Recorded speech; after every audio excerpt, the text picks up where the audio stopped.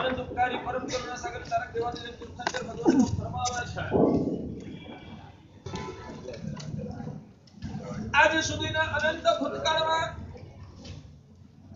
અનંત તીર્થંકર ભગવંતો થઈ ચૂક્યા છે। વર્તમાન કાળે મહાવિદ્ય ક્ષેત્રની અંદર 20 તીર્થંકર ભગવંતો વિચરી રહ્યા છે અને આવનારા ભવિષ્યની અંદર 15 કર્મ ભૂમિમાં અનંત તીર્થંકર ભગવંતો ભવિષ્યમાં થતા રહેવાના છે।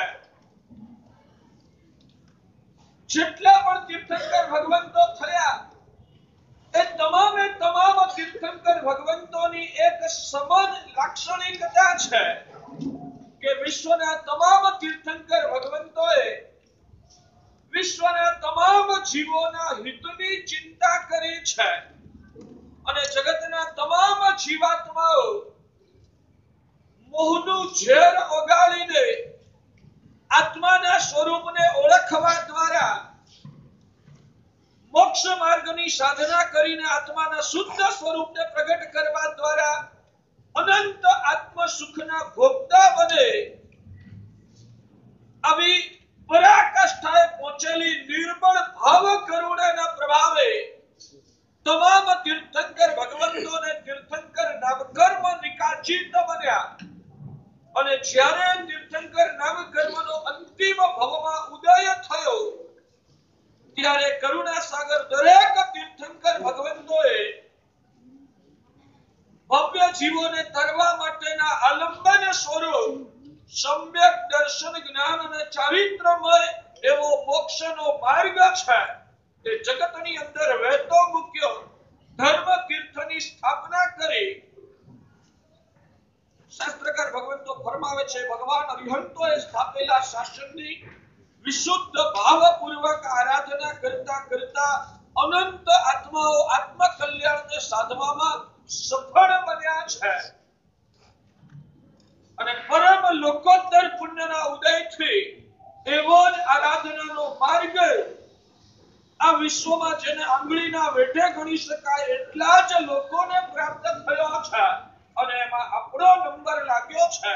ભગવાન કહે છે કે ધર્મ આરાધના સફળ બનાવવા માટેની પાત્રતા છે ધર્મ પ્રત્યેનું બહુમાન અને એ જ બહુમાનના કારણે લોકોત્તર એવો ધર્મ મળી ગયા બદલ હૃદયમાં થતી રોમાંચની અનુભૂતિ કેવું મારું સૌભાગ્ય છે આ વિશ્વમાં કેવું અદ્ભુત તત્વ મને મળી ગયું અતિન્દ્રિય એવા આત્માને ઓળખવા માટેનો માર્ગ મને પ્રાપ્ત થયો આ જગતની અંદર દુર્લભમાં દુર્લભ કહી શકાય એવો ધર્મ મને મળ્યો છે એવા પ્રકારનું જે વ્યક્તિના હૈયામાં ગૌરવ ઉભરાય છે ભગવાન કહે છે કે એ આત્મા મોક્ષ માર્ગ માટે સાચા અર્થમાં લાયક અને અધિકારી બની છે। આ ધર્મ માર્ગની આરાધના કદાચ જન્મ્યા ત્યારથી યથાશક્તિ કદાચ આપણે કરતા રહ્યા છીએ શાસ્ત્રકાર ભગવંતો ગંભીર ચેતવણી આપે છે કે આ કરેલી આરાધનાઓ ફલવતી ક્યારે બને। પહેલા તો તમને પૂછું કે ફલવતીની પારાશીશી શું તમારી દ્રષ્ટિએ અમારી આરાધના ફલવતી બની કે નિષ્ફળ બની એની પારાશીશી શું ભાગ્યશાળી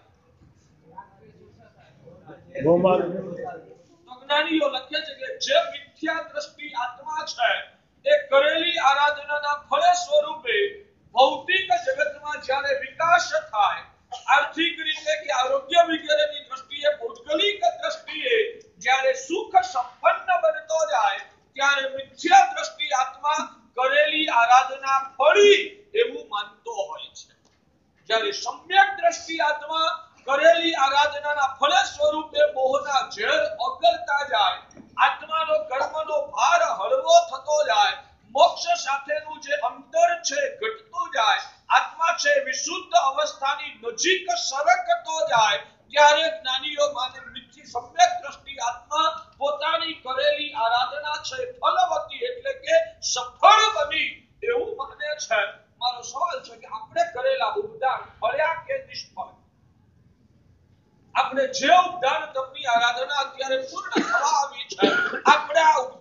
એ સફળ બન્યા કે નિષ્ફળ બન્યા? તમે હવે તો કહી શકો ને કે તમારી ભૂમિકા શું? આ ઉપદાન તમને ફળ્યા કે નિષ્ફળ બન્યા? ભગવાન કહે છે મોહનું ઝેર ઓગળ્યું હોય તો સમજવાનું કે મોહના કરેલી આરાધના ફલવતી બની છે, સફળ બની છે. યાદ રાખજો, મોહનું ઝેર ઓગળવું એક અલગ વાત અને નિમિત્તોના અભાવે મોહનું જોર નબળું પડવું તે અલગ વાત. બેનો ફેર ખ્યાલ આવે? મોહનું ઝેર ઓગળવું તે અલગ વાત છે અને નિમિત્તોના અભાવે મોહનું જોર નબળું પડવું તે અલગ વાત છે. જો મોહનું ઝેર ઓગળવા માંડે ને તો કદાચ નિમિત્તો મળવા છતાં પણ જીવાત્મા એની અંદર ફસાતો નથી. એની અંદર એની આત્મ જાગૃતિ છે એ સતત જીવંત રહેતી હોય છે. કદાચ મોહના ઉદય આકર્ષણ રાગ દ્વેષ સતાવી જાય તો પણ અંદરનું આત્મભાન છે અકબંધ ટકી રહેતું હોય છે. જો મોહના ઝેર ઓગળ્યા હોય તો અને માત્ર નિમિત્તોના અભાવે જો મોહનું ઝેર નબળું પડ્યું હોય તો ભગવાન કહે છે નિમિત્ત મળતાની સાથે ફરી પાછો એ આત્મા છે ને એનો મોહનું ઝેર છે ને તગડ્યું બન્યા વગર રહેતો નથી. ઉપવાસના દિવસે ખાવા ન મળ્યું હોય અને સાંજ પડે માણસ છે ને નર્વસ બની ગયો હોય, નિર્માલ્ય થઈ ગયો, ઊભા થવાની કે ચાલવાની કે બોલવાની તાકાત પણ ન હોય, બીજા દિવસે સવારે પારણું થઈ અને ફરી પાછું તગડું થઈ જાય અને કૂદકા મારવા માટે દોડવા માટે, બરાબર છે? ભગવાન કહે છે કે એ કહેવાય ને શરીરની શક્તિ નબળી પડી કહેવાય. એવી રીતે અહીંયા આગળ તમને આ ઉદ્ધારની આરાધના કરી અત્યાર સુધી તો કોઈ મોહના નિમિત્તો તમને આ 47 દિવસ દરમિયાન મળ્યા જ નહોતા અને એ નિમિત્તો નહીં મળ્યા હોવાના કારણે કદાચ મોહની અસરથી તમે બચી ગયા. એના કારણે વિજય મળી ગયો. આપણે કહેવાય તરી ગયા, આપણે બહુ મોટી સાધના કરી લીધી. આવું ભૂલે ચૂકે માનતા નહીં. અમારા આપણા તારક ગુરુદેવ આચાર્ય ભગવાન ભદ્રંકર સુરીશ્વરજી મહારાજા ઘણીવાર એવું કહેતા કે ધર્મ સ્થાનકો શેના માટે છે? ભાક્ષારી, ધર્મ સ્થાનકો શેના માટે છે? બહુ સરસ ભાક્ષારી, બહુ સરસ. આપણે માનતા હોઈએ છીએ કે ધર્મ સ્થાનકો ધર્મ કરવા માટે છે. આપણે માનીએ છીએ કે ધર્મ સ્થાનકો એ ધર્મ કરવા માટે છે. હકીકતમાં ધર્મ સ્થાનકો એ ધર્મ કરવા માટેના સ્થાન નથી. ધર્મ સ્થાનકો એ ધર્મ શીખવા માટેના સ્થાન છે. ધર્મ કરવાનો ક્યાં? ધર્મ કરવા માટે તો આખી દુનિયાનું ચોગાન પડેલું છે. ભગવાન કહે છે કે જો નિરાશર અને ઉપાશ્રયમાં જઈને પરમાત્મા અને સદગુરુની છાયામાં રહીને જીવાત્મા ધર્મને શીખ્યો હોય ને, હું તમને પૂછું 1 થી 100 સુધીના આંક છે, કક્કો છે, બારાખડી છે, ગણિતના દાખલા છે, આ બધું સ્કૂલમાં શીખવાનું હોય કે સ્કૂલમાં એનો ઉપયોગ કરવાનો હોય? ગણિતના દાખલા, કક્કો ને બારાખડી એ સ્કૂલમાં શીખવાનો હોય કે એનો સ્કૂલમાં ઉપયોગ કરવાનો હોય? સ્કૂલમાં કક્કો બારાખડી શીખવાના હોય. એ કક્કા બારાખડીનો ઉપયોગ ક્યાં કરવાનો? જીવનમાં. કક્કા બારાખડીનો ઉપયોગ ક્યાં કરવાનો ભાગશાળી? જિંદગીના દરેક ક્ષેત્રની અંદર કક્કા બારાખડીનો ઉપયોગ કરવાનો હોય છે. એ કક્કો અને બારાખડી શીખવા માટેનું સ્થાન એ વિશાળ છે. એવી રીતે ભગવાન કહે છે દેરાસર અને ઉપાશ્રય એ આત્મકલ્યાણના માર્ગને શીખવા માટેની નિશાળી છે. દેરાસર અને ઉપાશ્રય છે આત્મકલ્યાણના માર્ગને શીખવા માટેની નિશાળ છે. અહીંયા આત્મકલ્યાણનો માર્ગ શીખી લીધા પછી એનું આચરણ ક્યાં કરવાનું? જીવનમાં. ભગવાન કહે છે જિંદગીના દરેક ક્ષેત્રમાં વેપાર ધંધો કરતા પણ ધર્મ છે એને આગળ રાખવાનો છે. સંસારના ઇન્દ્રિયના સુખોને ભોગવતા પણ ધર્મની મર્યાદાઓને ધ્યાનમાં રાખીને જીવન ઉપર બ્રેક લગાવીને મર્યાદામાં રહેવાનું છે. ધર્મ ક્ષેત્રની અંદર શીખેલા વિષય અને કસાયના ત્યાગના મહત્વને સમજ્યા પછી સંસારના ક્ષેત્રે વિષય અને કસાયોના ઝેરને નાબૂદ રાખીને જિંદગી છે પસાર કરવાની છે. એટલે આ વાક્યને બરાબર ગોખી રાખજો, ઘૂંટી રાખજો. બને એટલો એનો પ્રસાર કરતા રહેજો, બને એટલો આ વાક્યનો સ્વાધ્યાય કરતા રહેજો કે દેરાસર અને ઉપાશ્રય એ ધર્મ શીખવા માટેના સ્થાનકો છે. દેરાસર ઉપાશ્રયમાં ધર્મ શીખ્યા પછી જિંદગીના તમામ ક્ષેત્રની અંદર એ ધર્મનો અમલ કરવાનો છે. ધંધો કરતા પણ ધર્મનો અમલ કરવાનો, ભોજન કરતા પણ ધર્મનો અમલ કરવાનો, કોકના લગ્ન વ્યવહારમાં જાઓ, સામાજિક પ્રસંગે જાઓ ત્યાં ત્યાં પણ આ ધર્મનો અમલ કરવાનો છે. કોઈ પણ જગ્યાએ દેશ દિશાવરમાં રહો ત્યાં પણ આ ધર્મનું સેવન છે એને અવિરતપણે સાધક આત્માએ ચાલુ રાખવાનું. આપણી વાત એ છે મિથ્યા દ્રષ્ટિ આત્મા જે છે એ ભૌગોલિક ક્ષેત્રે સદ્ધરતા મળે ત્યારે કરેલો ધર્મ ફળ્યો એવું માનતો હોય છે. જ્યારે જ્ઞાનીઓ લખે છે કે જે આત્મા આત્માથી બન્યો છે એ આત્મા ભૌતિક ક્ષેત્રે સદ્ધર બને ને ત્યારે એને અંદરમાં ફફડાટ અને અકળામણ વધી જાય કે મારી ઉપર કહેવાય ને કર્મ સત્તાનું આક્રમણ છે, વધી રહ્યું છે.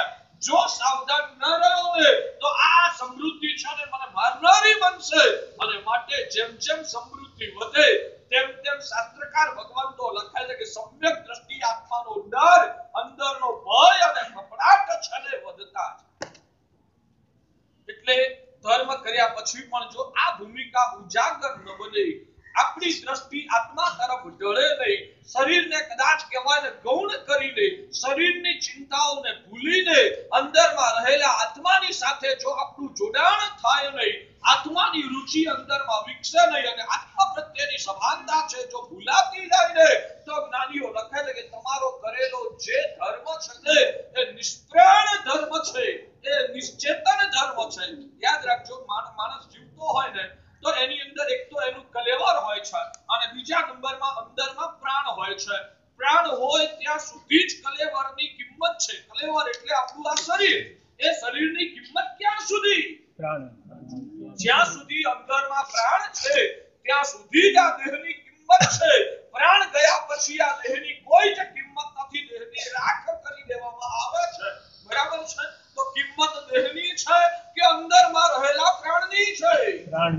કિંમત દેહની નહીં પણ અંદરમાં રહેલા પ્રાણની છે. બસ ભગવાન કહે છે કે એવી રીતે ધર્મની જેટલી પણ આરાધનાઓ કરો, તમે જીવનમાં જેટલી પણ ધર્મ ક્રિયાઓ કરો ને એ બધી જ ક્રિયાઓ ધર્મના મળદા છે. મળદા. જો કે ધર્મ તત્વનું અપમાન કરવા નથી માંગતો પણ ધર્મ તત્વનું રહસ્ય મારે તમને સમજાવવું છે માટે આવા પ્રકારનો વાક્ય પ્રયોગ કરું છું. શાસ્ત્રકાર ભગવાન તો એવું કહે છે કે બહુમાન વગર આપણા ત્યાં છે ને ધર્મ માટેની બે શરત છે. હમણાં જ તમને લોકોને ચોકિયાની વાચનામાં સંવલોએ અરિહંત ચૈયાણમ સૂત્ર છે એનો પાઠ આપ્યો. એમાં બે બહુ જ મજાના વાક્યો હતા. શ્રદ્ધાએ મેહાએ ધીએ ધારણાએ. શ્રદ્ધાએ અને ધારણાએ આ તમારા ધર્મને નિર્મળ બનાવવા માટેની અનિવાર્ય શરતો છે. શ્રદ્ધાએ અને અનુપેહાએ આ બે તમારા ધર્મને સપ્રાણ બનાવવા માટેની, તમારા ધર્મને સચેતન બનાવવા માટેની અનિવાર્ય શરતો છે. જેમ શરીરની અંદર પ્રાણ હોય તો એ માણસ જીવંત કહેવાય અને પ્રાણ નીકળી જાય ત્યારે એ દેહને જે મરદું કહેવાય. ભગવાન કહે છે કે આપણી ધર્મની જેટલી પણ ક્રિયાઓ છે, ચાહે પ્રતિક્રમણની ક્રિયા હોય, ચાહે પરિલેહણની ક્રિયા હોય, ચાહે સંખારા પોરશી ભણાવવાની ક્રિયા હોય, ચાહે પછખાણ પાડવાની ક્રિયા હોય, કોઈ પણ ક્રિયા હોય, એ બધી જ ક્રિયાઓ એ ધર્મના કલેવર છે. અને એની અંદરમાં શ્રદ્ધા અને ધારણા એ ધર્મના પ્રાણ છે. શ્રદ્ધા અને ધારણા એ ધર્મના પ્રાણ છે. શ્રદ્ધા એ શું વસ્તુ છે? તો શ્રદ્ધા એ ધર્મ પ્રત્યેના બહુમાન સ્વરૂપ છે. અંદરમાં એ ધર્મ પ્રત્યેની રુચિ જાગે, એના ઉપરનું આકર્ષણ જાગે, એ ધર્મ મળતા હૃદય છે પુલકિત બને. આ જે ધર્મ શ્રદ્ધા એ બહુમાનનું પ્રતીક છે. બહુમાનમાંથી શ્રદ્ધા એટલે કે આકર્ષણ, એના પ્રત્યેની રુચિ છે પેદા થાય છે. તો શ્રદ્ધા પદ દ્વારા જ્ઞાનીઓ ફરમાવે છે કે તમારો ધર્મ છે એ હૃદયમાં ઉછળતા એ ધર્મ પ્રત્યેના બહુમાન પૂર્વકનો હોય. સાચું કહેજો, તમને ધર્મ પ્રત્યે તાત્વિક બહુમાન ખરું કે? તમને ધર્મ પ્રત્યે તાત્વિક બહુમાન ખરું કે નહીં? હા કે ના? તાત્વિક બહુમાનની પારાશીશી શું? તાત્વિક બહુમાનની પારાશીશી શું વાંચવી? બહુમાનની પારાશીશી શું? એમાં આગળ વધવાનું ગમે નહીં. એમાં આગળ વધવાનું ગમે ને, એમાં તો ક્યાંક અંદર મોહ પણ ભળેલો હોય. મહારાજ સાહેબે કીધું હોય કે 1,00,000 નવકાર મંત્ર ગણો એટલે તમને તીર્થંકર નામકર્મ બંધાય. આ નવકાર ગણવાથી તમારા નરકના પાપો છે તૂટતા જાય. આવું મહારાજ સાહેબે કીધું છે. માટે માટે તમને રોજ 20 માળા ગણવાનું મન થાય તો એ 20 માળા અંદરમાં નવકાર પ્રત્યે બહુમાન છે માટે ગણવાનું મન થાય છે. ત્યાં નવકારને તો એકમાત્ર માધ્યમ તરીકે તમે સાધન તરીકે સ્વીકાર્યો છે. હકીકતમાં નવકાર મંત્ર પ્રત્યે કે નવકાર મંત્રમાં છુપાયેલા પંચ પરમેષ્ઠી પ્રત્યે હૈયામાં બહુમાન ભાવ નથી.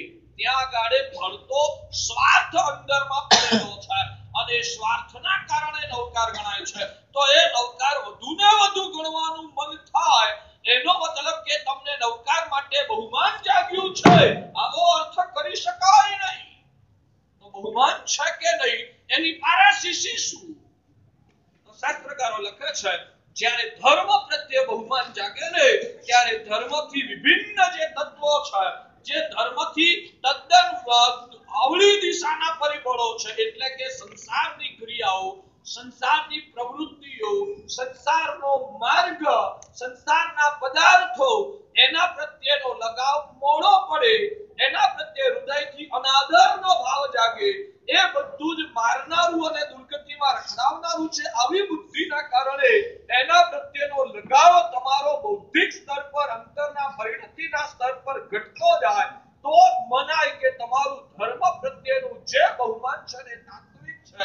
જેને ધર્મ ગમવા છતાં પણ સંસારનો લગાવ છૂટતો નથી જેને સંસાર ખરાબ લાગતો નથી સંસારની ક્રિયાઓ પ્રત્યે અંદરથી અનાદર જાગ્યો નથી.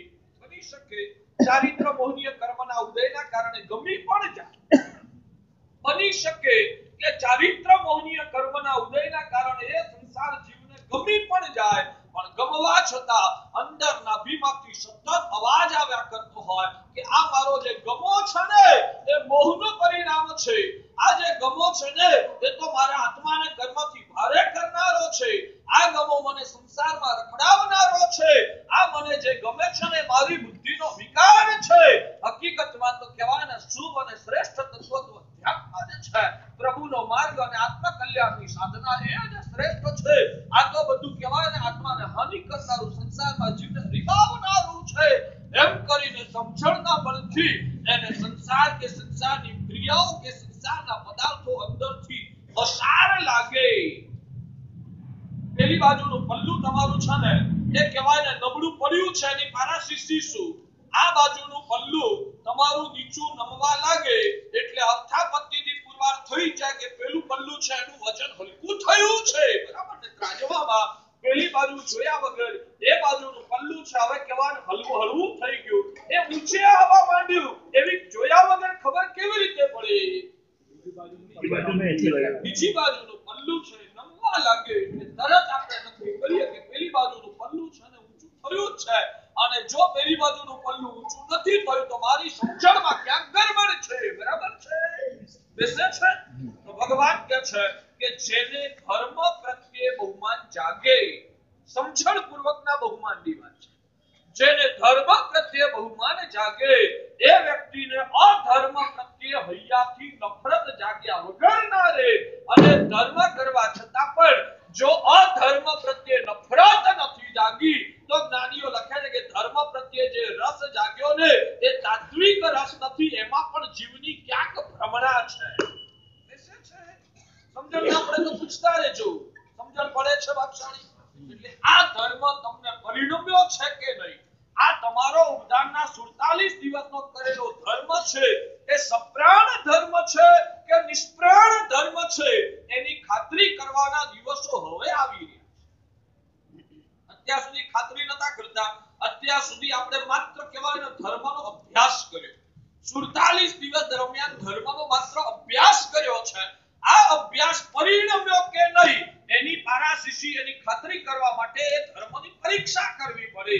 તો જ્ઞાનીઓ લખે છે કે સંસાર એવો ને એવો મીઠો લાગતો હોય સંસાર એવો ને એવો ઉપાદેય લાગતો હોય સંસારના પદાર્થો અને સંસારની ક્રિયાઓ પ્રત્યે હજુ જો અંદરથી અનાદર કે અરુચિ પેદા થયેલા ન હોય પહેલા જે મસ્તીથી એ સંસાર ભોગવતા હતા એ જ મસ્તીથી હજુ પણ ઘરે જઈને સંસાર જો ભોગવી શકતા હો આ બની શકે. શરૂઆતમાં અઠવાડિયું આકરું લાગશે. અઠવાડિયું નાવા બેસો ને ત્યારે હિચકિચાટ થશે. અઠવાડિયું નાવા બેસો ને ત્યારે હિચકિચાટ થશે કે આ કાચા પાણીનો ઉપયોગ કરવાનો કેવી રીતે કરાય? આ સ્નાન કરીશ તે બધું જ પાણી ગટરમાં જશે તો એ કેટલી ઘોર વિરાધનાઓ થશે. શરૂઆતમાં કદાચ તમને આવો હિચકિચાટ થાય, પણ એ હિચકિચાટ થાય એટલે તમને કહેવાય ને ધર્મ પરિણામ પામી ગયો માટે હિચકિચાટ થાય છે એવું નહીં માનવાનું. એવું નહીં માનવાનું. શરૂઆતમાં એ હિચકિચાટ છે નો એ હિચકિચાટ છે નો 47 દિવસના જે સંસ્કાર પડ્યા છે ને એ સંસ્કારના કારણે જેમ કહેવાય ને જ્યારે ઉદ્ધારમાં આવ્યા ત્યારે પહેલું અઠવાડિયું અહીંયા નહોતું ફાવતું. ઉદ્ધારમાં આવ્યા ત્યારે પહેલું અઠવાડિયું અહીંયા પણ નહોતું ફાવતું, કારણ કે સંસારની ક્રિયાઓથી ટેવાયેલા હતા એટલે અહીંયા નહોતું ફાવતું. હવે અહીંયા ફાવટ આવી ગઈ. હવે અહીંયા ફાવી ગયા પછી ઘરે જઈએ એટલે ત્યાં નથી ફાવતું અને રોજની રહેણી કરણીઓ યાદ આવે છે અને કંઈક તો કહેવાય ને તમારામાં લાયકાત થોડીક તો પડેલી જ છે એટલે તો અમે ઉપદેશ આપીએ છીએ.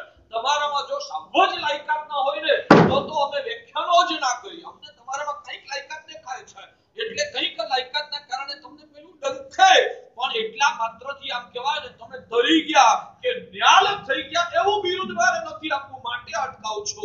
હા, એ સમજણથી નહીં, તમે સંસ્કારથી તમને હિચકિચાટ થાય છે. સંસ્કારથી હિચકિચાટ થાય એ બહુ ઝાઝી મહત્વની બાબત નથી. સમજણથી કહેવાય ને હિચકિચાટ થાય તો એનું આયુષ્ય ચિરંજીવ બને. એટલે અઠવાડિયા પછી પણ, મહિના પછી પણ, 6 મહિના પછી પણ હવે અડધી ડોલથી વધારે નહીં જણાવવાનું.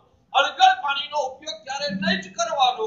હવે આપણા હાથે આપણી જાતે તો લાઈટની સ્વિચ ક્યારે નહીં જ દબાવવાની. હવે આપણા માટે આપણે ક્યારે પાપડ અથાણા નહીં જ બનાવડાવવાના વગેરે વગેરે સ્વરૂપે હવે સંયમમાં આવી જાય અને દરેક વખતે આત્મા યાદ આવતો હોય. આ દરેક વખતે દરેક ક્રિયા કરતા આત્મા યાદ આવે, હું આત્મા છું. આ બધું પુણ્ય ખર્ચી નાખીને કર્મથી ભારે થવાનું, આની અંદર મને ફાયદો શું છે? મારે હવે આ બધાથી મુક્ત થઈને અંદરમાં રમવું છે, અંદરમાં ડૂબવું છે. આવી સમજદારી સાથે સંસારની ક્રિયાઓમાં જો સંયમ આવે, આવી સમજદારી સાથે સંસારની ક્રિયાઓમાં સંયમ આવે તો જ્ઞાનીઓ લખે છે કે તમારું ધર્મ પ્રત્યેનું જે અંદરમાં પ્રત્યેનું બહુમાન છે સાચું બેસે છે. ન સમજાય તો પૂછતા નહીં. બેસે છે એટલે ભગવાન કહે છે કે ધર્મને સપ્રાણ બનાવવા માટેની 2 શરતો છે. એક છે ધર્મ પ્રત્યેનું બહુમાન જોઈએ. આનંદ જ્યારે પોરસી ભણાવવાની આવે, હિરિયામણી કરવાના આવે ને, કોકની જોડે ગપ્પા મારતો અને અહીંયા આગળ બૂમ પડી પોરસી ભણાવાય છે ચલો, એટલે આમ કહેવાય ને અંદરમાં ઉમળતો પ્રગટે સારું થયું. આ બિનજરૂરી વાતોમાં ખાલી મારો સમય બગડતો તો હવે હિરિયામણી કરવાનું, હવે કહેવાય ને જગચિંતામણી સૂત્રનો સ્વાધ્યાય કરવાનું, હવે ગણધર ભગવંતોએ રચેલા સૂત્રો છે એનું શ્રવણ કરવાનું. આપણને કહેવાય ને અંદરમાં જવા માટેનું એ કહેવાય ને તક મળી રહી છે. બહુ સરસ થયું કે ચલો આ વાતોની લપ છૂટી ગઈ. આવો આનંદ થતો હોય તો સમજવાનું કે એ ધર્મ પ્રત્યે બહુમાન છે. સાચું કીધું. સાધ્ય પ્રતિક્રમણ આજે 47 દિવસની આરાધના પછી પણ પ્રતિક્રમણની ક્રિયા શરૂ થાય ત્યારે આનંદ હોય કે છેલ્લી શાંતિ લોકસ પૂરો થઈ જાય ત્યારે આનંદ હોય. આનંદ ક્યારે? ક્રિયાવહી ચાલુ થાય ત્યારે આનંદ વધારે કે શાંતિ અને લોકસ પતી ગયા ત્યારે આનંદ વધારે? આનંદ વધારે ક્યારે આવે? આજે મૌન છે વધારે. મારી આગળ મૌન નથી કરવાનું, સંસારીઓની આગળ મૌન કરવાનું છે. એટલે અમારા ત્યાં ભગવાન કહે છે અનિશ્ચિતતા મનુમતમ, મૌન રહો એટલે અમારે જવાબ મળી જાય, સમજી જઈએ કે હવે શું છે. આ તો માત્ર તમને આત્મદર્શન કરાવવા માટેનો ચિતાર આપી. તો શાસ્ત્રકાર વખંડો કહે છે કે એક તો સત્તાય તમારા ધર્મને સપ્રાણ બનાવવા માટેની 2 શરતો. એક તો ધર્મ પ્રત્યે શ્રદ્ધા. શ્રદ્ધા એ બહુમાનનો જ બીજો અર્થ છે. શ્રદ્ધા એ બહુમાનનો જ બીજો અર્થ છે. તમારા હૈયામાં ધર્મ માર્ગ પ્રત્યે, પ્રભુના વચનો પ્રત્યે, આત્માના કલ્યાણ પ્રત્યે અંદરમાં રુચિ જાગી હોય, એ તરફ તમને કહેવાય ને આદર પેદા થયેલો હોય અને આદર પેદા થયો છે એની પારાશીએ એના કરતા જે વિપરીત માર્ગ હોય એનામાંથી આ મન તમારું કહેવાય ને ખેંચાઈ ગયું હોય, હવે એમાં રસ ધીરે ધીરે ઉડવા લાગ્યો હોય. બહુ અઘરું છે ભાગશાળી. મોહનીય કર્મ અનંત કાળથી જીવને સતાવે છે અને જ્યાં સુધી એ મોહના ઝેર મોળા ના પડે, એ મોહના ઝેરમાં ગાબડું ના પડે અને અંદરથી કહેવાય ને સમ્યક દર્શન પ્રગટે નહીં ને ત્યાં સુધી ભગવાન કહે છે ચિકાર આરાધનાઓ અને સાધનાઓ કરવા છતાં પણ ભગવાન કહે છે કે આ વૈરાગ્ય અને આ આત્મરુચિ જાગવીને એ દુર્લભ છે. લોઢાના ચણા ચાવવા સહેલા, લોઢાના ચણાને ચાવી રાખવા એ સહેલી વાત છે. તલવારની ધાર ઉપર ચાલવું ને એ પણ સહેલી વાત છે. કદાચ આગની અંદર કહેવાય ને આ છેડેથી પેલા છેડે ચાલ્યા જવું ને એ સહેલું છે. પણ ભગવાન કહે છે મોહની અંદરમાં ગાબડું પાડીને વાસ્તવિક તાત્વિક આત્માની રુચિ અંદરમાં જગવીને એ પેલા કરતા વધારે દુષ્કર છે, દુષ્કર છે.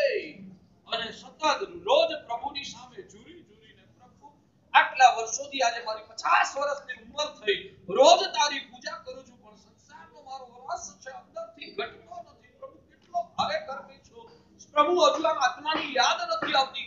તારી પૂજા કરવા ખાતર કરી લઉં છું પણ સંસારમાં જે મજા આવે છે ને એવી આત્માની હજુ આમ કહેવાય ને મજા નથી આવતી. પ્રભુ આ ભાવ આમને આમ હરી જઈશ તો ભવાંતરમાં મારું શું થશે? કેટલા ભાવ રખડવા પડશે?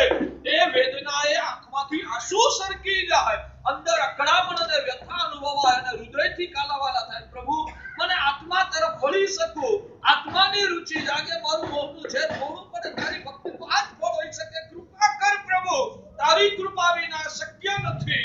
આવી આરજુ જ્યારે અંતરથી નાભીમાંથી થાય ને ત્યારે જ્ઞાનીઓ લખે છે કે મોહમાં ગાબડા પડે ત્યારે અંદરમાંથી મોહનો ક્ષયોપશમ થાય અને કહેવાય ને સમ્યક દર્શનનો પ્રકાશ છે અંદરથી પ્રગટ થાય. લક્ષ્ય બનાવો, આરાધના મેં શ્રેષ્ઠ કરી.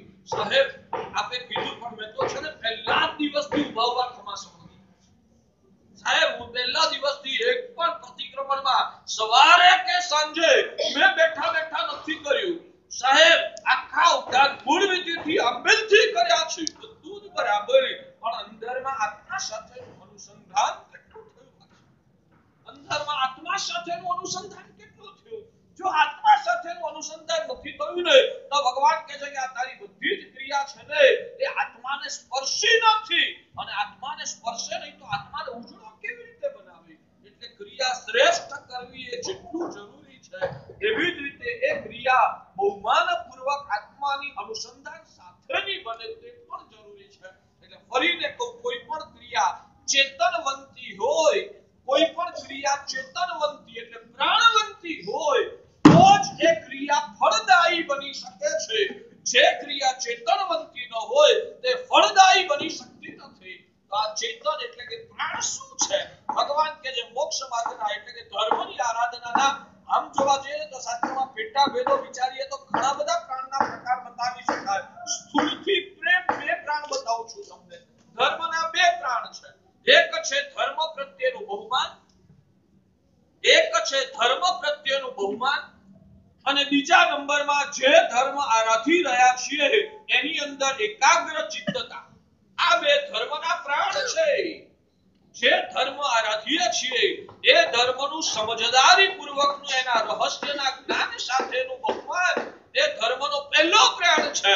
અને બીજા નંબરમાં જે ધર્મની આરાધના ચાલી રહી છે એમાં એકાગ્ર ચિત્તતા, તન્મયતા, ઇરિયાવય ચાલતા હોય તો ઇરિયાવય સૂત્રના જે અર્થો એකිન્દ્રિયા, બેઇન્દ્રિયા, દેઇન્દ્રિયા, ચોરિન્દ્રિયા, જગતના જીવ માત્ર એનું સ્મૃતિપથમાં સ્મરણ થતું હોય અને એની અંદર મેં અભિહયા વત્તિયા મેં જે કોઈ પણ સ્વરૂપે વિરાધના કરી હોય એ આપણી વિરાધનાઓ યાદ આવતી હોય અને આત્માની અંદરમાં રહેલી મલિનતાઓ ઓગળી રહી છે એ તરફ ધ્યાન છે કેન્દ્રિત બનેલું હોય, બધા જીવો પ્રત્યે હળવાશનો અનુભવ થઈ રહ્યો છે, ક્ષમાપના દ્વારા જગતના જીવ માત્ર સાથે મારા આત્માનો સેતુ બંધાઈ રહ્યો છે, આવી સંવેદનાઓ અંદરમાં અનુભવાતી હોય. અને યાદ રાખજો આવો આત્મા જ્યારે તન્મય બને ને ત્યારે માણસ પોતાના શરીરનું પણ ભાન ભૂલી જતો હોય છે. અહીંયા એકાગ્ર ચિત્તતા એટલે કેવી એકાગ્રતા? તો ભગવાન કહે છે કે હું ક્યાં ઊભો છું, મારું નામ શું છે અને મારા શરીરની અત્યારે શું દશા છે એ અવસ્થાને પણ ભૂલી જાય એવો જ્યારે તન્મય બની જાય, પોતાની ક્રિયામાં લયલીન બને, ભગવાન એને એકાગ્ર ચિત્તતા કહે છે. તો આ ધર્મની આરાધના માટેના બે પ્રાણ છે, એક છે બહુમાન અને બીજા નંબરમાં છે એકાગ્ર ચિત્તતા. હવે આગળ વિવેચન ચલાવવું નહીં એ પહેલા તમારા 47 દિવસની આરાધનાની સાથે એમ કહેવાય ને આ લક્ષણોને સરખાવવાના પ્રયત્ન કરો કે આ બે પ્રાણ તમારી આરાધનામાં હતા કે નહોતા. આ બે પ્રાણ તમારી આરાધનામાં હતા કે નહોતા? હતા કે નહોતા? શું હતા? હોય તો લાખ લાખ ધન્યવાદ આપું છું, પણ બહુ દુષ્કર છે. ભગવાન કહે છે મોટા ભાગના જીવો કોઈ વીર લાવ પહેલા પ્રવચનમાં મેં કીધેલું બહુ રત્ના વસુંધરા ભગવાન મહાવીરનું શાસન 21,000 વર્ષ સુધી અવિચ્છિન્નપણે ચાલવાનું છે. આજ ધરતી ઉપર ચાલવાનું. તો એની અંદર આવા કહેવાય ને જ્ઞાનીઓ લખ્યા છે કે સપ્રાણ આરાધના કરનારા જીવો હોય તો જ ભગવાનનું શાસન ટકે. જો સપ્રાણ આરાધના કરનારા જીવોનો વિચ્છેદ થઈ જાય તો શાસનનો પણ વિચ્છેદ થઈ જાય. એટલે આ ગયેલા 2600 વર્ષમાં એક પણ ક્ષણ એવી નથી ગઈ કે જ્યારે સપ્રાણ આરાધના કરનારા જીવોનો અભાવ હોય. એટલે સપ્રાણ આરાધના કરનારા જીવોનું અસ્તિત્વ સદાકાળ રહેવાનું જ છે. પણ આપણી જે આરાધનાની ભૂમિકા છે સપ્રાણ આરાધનાની ભૂમિકા છે કે નિષ્પ્રાણ આરાધનાની ભૂમિકા આપણે આપણી જાતની ચિંતા કરવાની છે. આમાં કોક વિરલ આત્મા સપ્રાણ આરાધના વાળો હોય તો એને ખરેખર ધન્યવાદ છે. આપણે આપણી જાતને પૂછવું છે કે મારા હૈયામાં બહુમાન કેવું? ઉપવાસ કર્યો તો ઉપવાસનો આનંદ વધારે કે નિવિનો આનંદ વધારે? ઉપવાસ કર્યો તો ઉપવાસનો આનંદ વધારે કે નિવિનો આનંદ વધારે? સાહેબ ઉપવાસમાં મજા આવતી હતી, પણ એ મજા શેની હતી? અહીંયા આગળ કેટલાય કહે છે સાહેબ નિવિના દિવસ કરતા ઉપવાસમાં વધારે મજા આવતી હતી. આવો જવાબ આપવા વાળા આ સભામાં બેઠા છે. પણ ભગવાન કહે છે પરીક્ષા કરો તમારા જવાબની કે તમારા હૈયામાં ઉપવાસના દિવસે જે આનંદ હતો એ શેનો આનંદ હતો? આજે ખાવાની લપ નહીં, આજે કોઈ આસક્તિ નહીં થાય, આજે વધારે આરાધનામાં રમી રહેવાશે માટે ઉપવાસનો આનંદ હતો. સાહેબ પેલું શું હતું? નિવિના દિવસે તકલીફ એ થાય કે નિવિ કર્યા પહેલા કહેવાય ને ભૂખ લાગી હોય, નબળાઈ લાગતી હોય, બેચેની હોય માટે મજા નથી આવતી, અને નિવિ કર્યા પછી અકળામણ થતી હતી ને માટે મજા નથી આવતી. નિવિ કરતા ઉપવાસમાં આનંદ વધારે આવતો તો આવો જવાબ તમારી સભામાંથી મને મળશે. પણ ચકાસણી કરો કે એ જે નિવિ કરતા ઉપવાસમાં આનંદ છે શેના કારણે?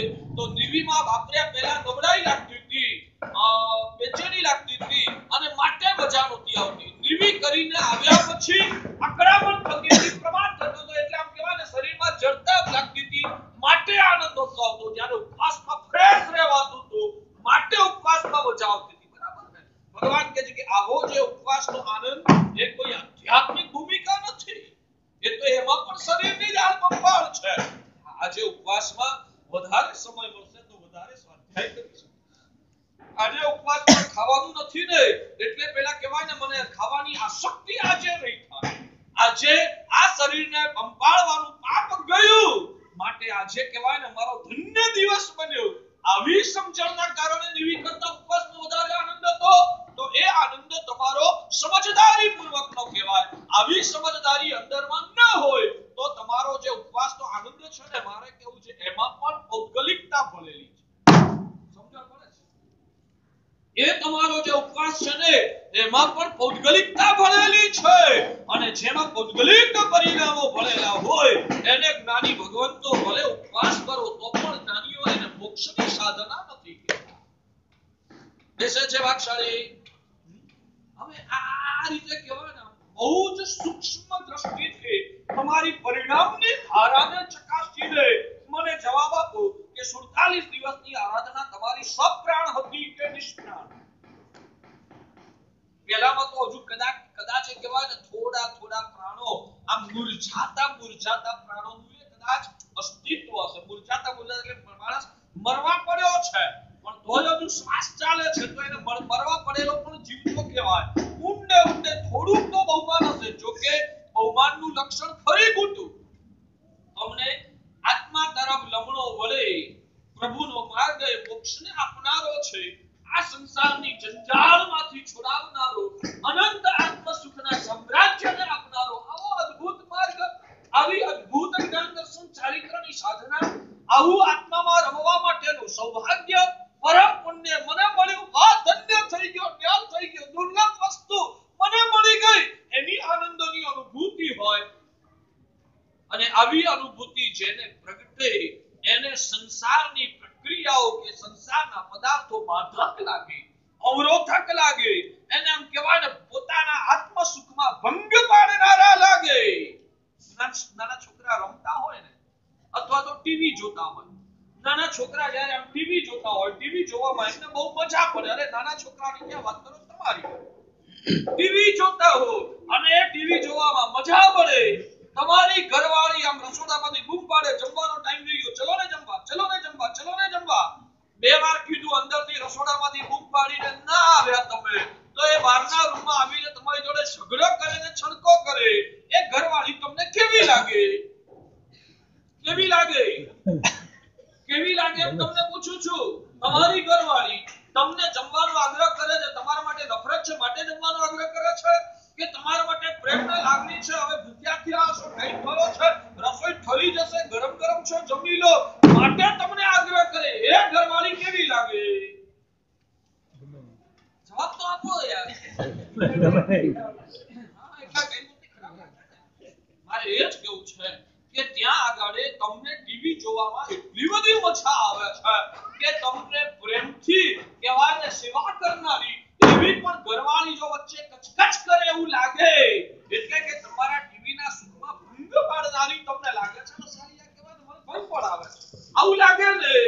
ભગવાન કહે છે કે સાધક આત્માને જ્યારે આવો આત્માનો આનંદ મળતો હોય અને એની અંદર આ સંસારના ભૌતિક પદાર્થો, પેલી ઘરવાળી તમને ત્રાસ નથી આપતી, તમને જમાડીને કહેવાય તાજા માજા જ બનાવવા માંગે છે, તો પણ ભંગ પડાવનારી લાગે. એવી રીતે ભગવાન કહે છે કે આત્માની રુચિ વાળો જે સાધક આત્મા છે ને એને સંસારના દુઃખો એ તો આત્મરમણતામાં ભંગ કરનારા લાગે, પણ સંસારના ભૌતિક સુખો છે ને એ પણ એને આત્માના આનંદની અનુભૂતિમાં ભંગ પડાવનારા લાગે. આવી ભૂમિકા જ્યારે પ્રગટે, સંસારના સુખો પર મારા આત્માના આનંદમાં ભંગ પડાવનારા છે, આવું જ્યારે અંદરથી લાગે ત્યારે સમજવાનું કે હવે ધર્મ પ્રત્યે સાચું બહુમાન જાગ્યું છે. અને જ્યાં સુધી એ સંસારના સુખો ધર્મ કરતા વધારે મીઠા લાગે છે ત્યાં સુધી ભગવાન કહે છે કે તમને હજુ ધર્મ પ્રત્યે તાત્વિક બહુમાન ના કહેવાય. પૂછવું હોય તો પૂછતા રહેજો. બેસે છે મગજમાં. દુઃખ તો હજી ખરાબ લાગે, સુખ પણ ખરાબ ક્યારે લાગે? આ પત્ની કહેવાય ને, કદાચ કહેવાય ને ઉનાળામાં ભર બપોરે આપણને કહેવાય ને તડકે પોતાની સાડી લેવા મોકલે ત્યારે તો એ ખરાબ લાગે, પણ પેલું જમવા માટે ગરમા ગરમ રસોઈ જમવા માટે આગ્રહ કરે ત્યારે કેવી લાગે? બસ એવી પ્રતીતિ નથી થતી ને. માટે જ ભગવાન કહે છે કે અંદરમાં મિથ્યાત્વ વ્યાપેલું છે.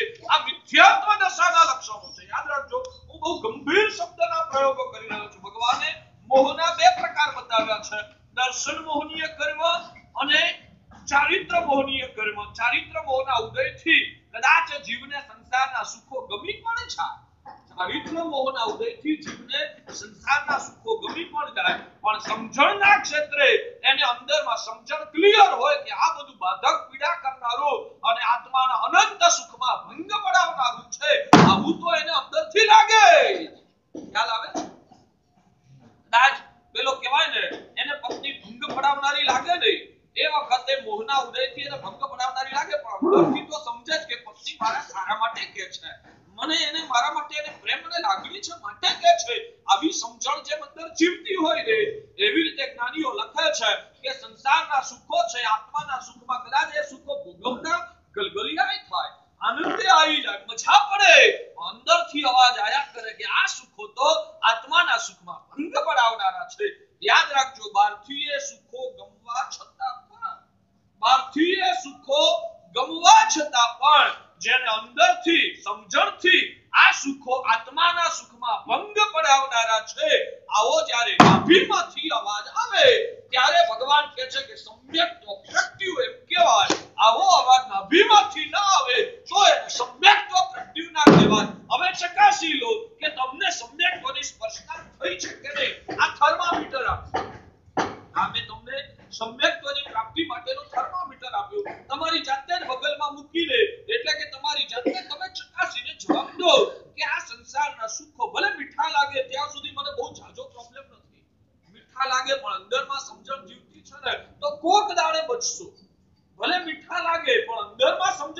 છે ને કે આ મારનારા છે તો કોક દાડે બચશો.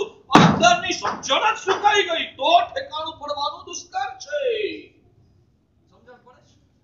એટલે આપણી વાત એ છે કે ધર્મની આરાધનાને સપ્રાણ બનાવવા માટે બે શરત જોઈએ. એક તો ધર્મ પ્રત્યેનું બહુમાન. સમય પૂરો થવા આવ્યો છે એટલે વાતને સંકેલી લઉં છું. એક છે સપ્રાણ પ્રાણ. બે પ્રકારના પ્રાણની વાત કરી. એક છે બહુમાન ભાવ અને બહુમાનની આ તારા શીશી ભૂલવાની નહીં, એને ગુટી ગુટીને એનો સ્વાધ્યાય કરવા દેવો છે. અહીં બહુમાન જાગે એટલે પેલા પ્રત્યે અનાદર જાગે.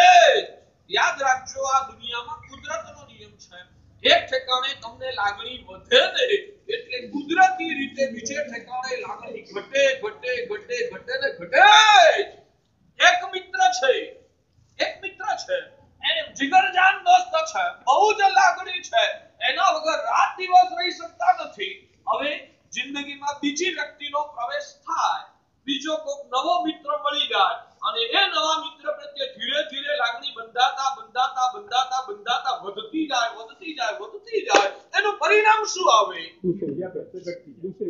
પેલા પ્રત્યેની લાગણી છે ઓસરવા માંડે. નક્કી વાત છે એક ઠેકાણે લાગણી વધે એની કહેવાય ને ફલશ્રુતિ છે કે બીજા ઠેકાણે લાગણી ઘટ્યા વગર ન રહે. અને બીજા ઠેકાણે જો લાગણી ઘટે નહીં ને તો સમજવાનું કે હું જે લાગણી અહીંયા વધ્યાનો દાવો કરું છું ને એમાં ક્યાંક દંભ છે. ધર્મ પ્રત્યેની લાગણી વધે એટલે સંસાર પ્રત્યેની લાગણી ઘટે. અને ગમે તેટલો ધર્મનો રસ વધવા છતાં પણ સંસાર પ્રત્યેની લાગણી જો ઘટતી ન હોય ને તો સમજવાનું કે ધર્મ પ્રત્યે વધેલો મારો જે રસ, હું જે દાવો કરું છું કે મને ધર્મ ગમવા લાગ્યો છે એમાં ક્યાંક જાત સાથે છેતરપિંડી ચાલે. બહુમાન બે પ્રકાર. ધર્મના પ્રાણ બે છે. એક છે બહુમાન. એની વાતો અત્યારે અક્ષરથી થોડી ઘણી કરી. આ વાતો એવી છે જેટલી ઘૂંટો એટલી. બીજા પ્રાણ છે એકાગ્ર ચિત્ત. હવે હું તમને પૂછું, સાચું કીધું, એક પણ ઇરિયાવય એવા થયા છે તમારા ખરા કે જે ઇરિયાવયમાં તમારા મનમાં બીજો વિચાર ના ઘૂસ્યો? ઇરિયાવયના સૂત્રના જે પદ છે એના અર્થના ચિંતન એની અંદરમાં તન્મયતાને છોડીને બીજો એક પણ, હા એ વખતે ઇરિયાવય કરતી વખતે નવકારવાળીનો વિચાર આવ્યો ને તો પણ તમારી એકાગ્રતા ગઈ. નવકારવાળી ગણતી વખતે પ્રતિક્રમણનો પણ વિચાર આવ્યો ને તો પણ તમારી એકાગ્રતા ગઈ. ગુરુ મહારાજને વંદન કરતી વખતે દેરાસરનો વિચાર આવ્યો ને તો પણ એકાગ્રતા ગઈ. અને ભગવાનના દર્શન કરતા કરતા તમને પછાડ કરવાનો વિચાર આવ્યો તો પણ તમારી એકાગ્રતા ગઈ. જે આરાધના કરો એની સિવાયનો એક પણ વિચાર ના આવે. ઇરિયાવય કરતા હો તો જગતના જીવ માત્રની સાથેના સમાપ્તાના પરિણામને છોડીને બીજો એક પણ વિચાર મનમાં પણ ન આવ્યો હોય એક સેકન્ડ માટે. એવા ઇરિયાવય કેટલા થયા? આખા ઉદ્યાનના ટોટલ ઇરિયાવય કેટલા? આખા ઉદ્યાનના રોજના કેટલા ઇરિયાવય થતા હશે? રોજના કેટલા ઇરિયાવય થતા હશે?